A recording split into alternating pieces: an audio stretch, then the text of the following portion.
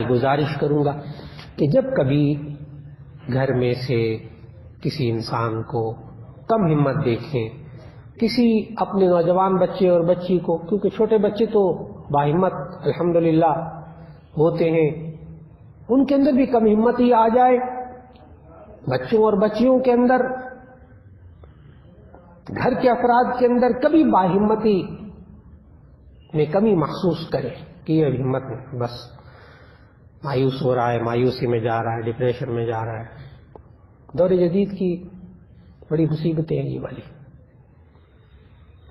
آپ یہ سورہ معارج کی آیت نمبر 19 سے لے کر آیت نمبر 35 تک کی تلاوت کی اللہ نے توفیق دی، 29واں پارہ کھولیں اور آیت نمبر 19 سے لے کر آیت نمبر 35 تک کی تلاوت کیجئے، ترجمہ پڑھیے اور غور کیجئے کہ اس بچے میں سے یا اس انسان میں سے کون سی چیز کم ہے، ان خصوصیات میں سے کون سی خصوصیت اس کے اندر کم ہے، اس خصوصیت کو پورا کرنے کی کوشش کیجئے۔